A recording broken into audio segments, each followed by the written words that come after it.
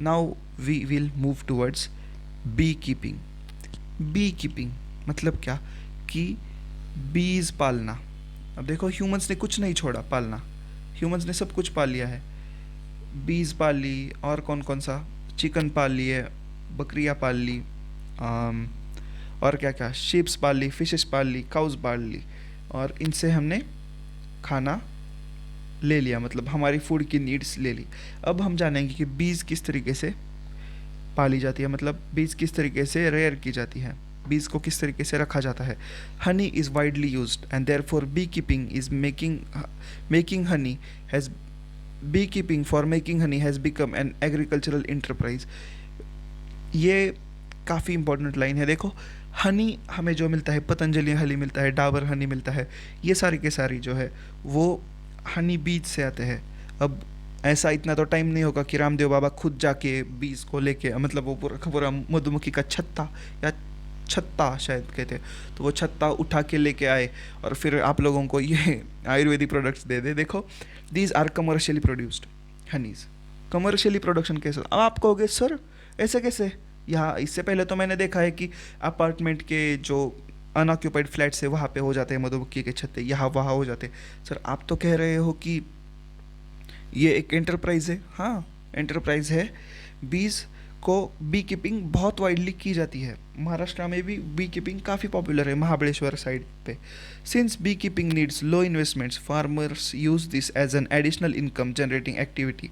In addition to honey, beehives also provide us with wax देता है, जो medicinal purpose के लिए वैक्स देते हैं, जो मेडिसिनल पर्पज़ के लिए बहुत ज़्यादा इफ़ेक्टिव होता है। जो हनी होता है, वैक्स होता है, ये these are some products. Beeswax इसे कहते हैं। देखो बी वैक्स से कॉस्मेटिक्स भी बनते हैं, और भी कई कई सारी चीज़ें बनती है। The local variety of bees use for commercial honey production are apis cerana, apis cerana indica. तो ये हो गया एक लोकल वैरायटी जो कमर्शियल हनी के लिए यूज़ किया जाता है, अपिसेरा, एपिसेरा इंडिका। अब commonly known as Indian bee, इसे हम कॉमनली इंडियन बी कहते हैं। तो इसके ब्रीड का साइंटिफिक नेम है apis cerana indica. Apis dorsata the rock bee and apis florea, apis florea, apis dorsata, apis florea, these are two type of bees. Okay, और इसे कहा जाता है लिटिल बी। तो देखो एपिस, एपिसेरा, एपिसेरा इंडिका, एपिसेरा नहीं, एपिस डॉर्सेटा और एपिस फ्लोरे, ऐसे ये तीन आप लोगों को अभी तक जाना है। और एक होता है एपिस मेलिफेरा,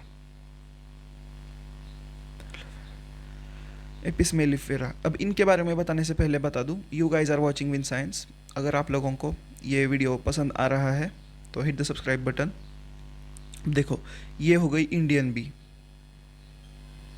मतलब ये इंडियन बी है, इंडियन मॉडल है। अब ये एपिस डोरसेटा जो है उसे रॉक बी कहा जाता है। ये बड़ी होती है साइज़ में, इतनी बड़ी होती है, और ये काट भी लेती है तो बहुत ज़्यादा डैमेज होता है हमें 2-3 दिन के लिए आदमी। और ये लिटिल बी होती है, एपिस फ्लोरे, लिटिल बी। और ये एपिस मेलिफेरा है, तो ये has also been brought in to increasing yield of honey. तो ये एपिस मेलिफेरा जो है ये भी यूज़ की जाती है हाई यील्ड के लिए, हाई यील्ड के लिए। अब ये देखो ये आपके एनसीईआरटी के डायग्राम है, कुछ इस तरीके से, जिस तरीके से कब्रिस्तान होता है ना, कुछ उसी तरीके से ये मधुमक्खी के बॉक्सेस रख दिए जाते हैं। मधुमक्खियाँ बाहर जाती है, बाहर से फूलों में से जो नेक्टर है वो सक करके आती है, अपने छत्ते पे उसका हनी बनाती है, और वो हनी हम लोग फिर कमर्शियली यूज़ कर लेते हैं। अब इससे क्या होता है, हनी बीज को रहने का घर मिल जाता है, रिप्रोड्यूस करने के लिए जगह मिल जाती है, और हमें बदले में हनी मिल जाता है। दूसरी बात मैं बताना चाहूँगा, हनी कभी भी एक्सपायर नहीं होती। हाँ डाबर की होगी तो होगी एक्सपायर, पतंजलि की तो हो गई होगी एक्सपायर, लेकिन जो रियल रॉ हनी है that is highly acidic and वो कभी भी एक्सपायर नहीं होगी। अब ये देखो ये हनी एक्सट्रैक्टर है। अब ये हो गए एनसीईआरटी का डायग्राम, लेकिन मेरा वाला अलग है डायग्राम, आई मीन। तो मेरा वाला डायग्राम देख लेते हैं। देखो कुछ इस तरीके से होता है ये बॉक्स जहाँ पे हनी बीज होती है और वो यहाँ से ऊपर बाहर निकलेगी। ये आदमी देखो आप कितना अच्छा है, वो यहाँ पे हनी बीज यहाँ से यहाँ पे शिफ्ट कर रहा है। ये देखो कुछ इस तरीके से ऐसा प्लेट होता है ऐसा एक बॉक्स होता है जिसके ऊपर हनी बीज खुद ही अपने लिए एक छत्ता बना लेते हैं और उसके बाद वहीं पे अपना घर भी बसा लेते हैं। So this is what it is about मधुमक्खी का छत्ता, आर्टिफिशियल मधुमक्खी का छत्ता, और जिससे आप लोगों को मिलेगा क्या, honey. The Italian bee have high honey collection capacity, ये इटालियन बीज ये भी ध्यान में रखो, they have high capacity to get honey. They sting somewhat less, तो वो काटती भी कम है तो वो अच्छी है। They stay in the given bee hive for long periods, वाह वाह वाह, बहुत ही अच्छी चीज़ है। The breeds very very well, तो ये बच्चे भी बहुत स्पीड से प्रोड्यूस करती है। For commercial honey production bee farms and apiaries are establish. अब ये देखो एपियरीज मतलब हनी बीज का, अब देखो फिशरीज फिश के लिए, एपियरीज किसके लिए, बीज के लिए। अब देखो अगर आपका घर, आपका फार्म बहुत पास पास में है ना, तो ये बहुत अच्छा और बहुत प्रॉफिटेबल बिजनेस होता है। और सोने का सुहागा तब हो जाता है जब आपकी तो पूरी की पूरी गार्डन है या फिर आप लोग फूलों का प्रोडक्शन कर रहे हो, तो बहुत ज़्यादा प्रॉफिट्स मिल जाते हैं इससे। द वैल्यूज़ और quality of honey depends upon the pasturage. अब ये पास्चरेज क्या है वो मैं बता देता हूँ। पास्चरेज और the flowers available to the bees for nectar and pollen collection. तो देखो हनी की क्वालिटी पास्चरेज पे डिपेंड करती है और कौन कौन से फूल अवेलेबल है इस पे भी डिपेंड करती है, और क्या फूल अवेलेबल है इस पे भी डिपेंड करती है। अगर फूल ही नहीं होंगे तो कैसे होगा। In addition to adequate quantities of pasturage. अब ये पास्चरेज क्या है, देखो पास्चरेज मतलब लैंड जहाँ पर ये छत्ता है। अब ये पास्चरेज मतलब जहाँ पे आसपास का सराउंडिंग, उस बी हाइव के आसपास के सराउंडिंग को पास्चरेज कहा जाता है।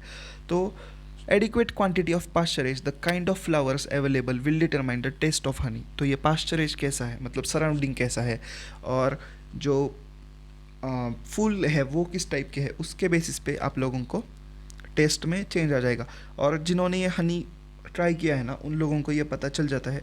हनी के फ्लेवर्स भी आते हैं, मैं बता दूँ, वो मैं उसकी बात नहीं कर रहा, मैं कह रहा हूँ वो लोगों की जो लोग एक्चुअली नेचुरल रॉ जो हनी बीज का छत्ता है वहाँ पे जा चुके हैं।